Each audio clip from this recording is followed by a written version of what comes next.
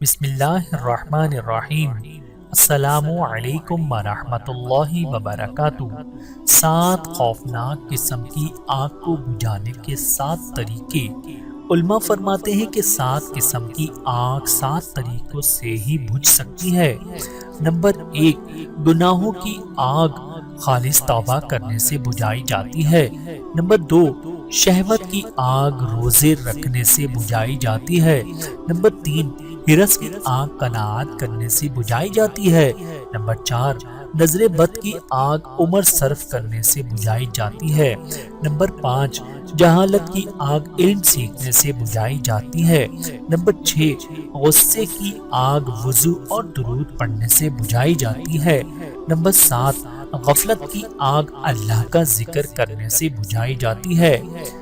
شرافت کی 7 نشانیاں۔ فقیہ رحمت اللہ کسی بزرگ کا قول نقل کرتے ہیں کہ جو 7 باتوں کا اہتمام کرے گا وہ اللہ اور فرشتوں کے نزدیک شریف ہوگا اور اس کے گناہ معاف کیے جائیں گے، چاہے سمندر کی جھاگ کے برابر ہی کیوں نہ ہو، اور یہ شخص ایمان کا ذائقہ پائے گا، اس کی زندگی اور موت دونوں بہتر ہوں گی۔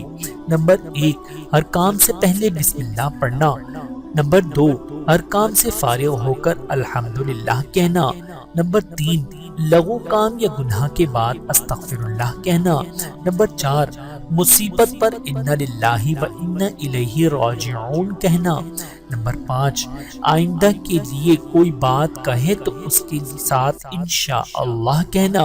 نمبر 6، ناگوار بات پر لا حول ولا قوت الا باللہ العلی العظیم کہنا۔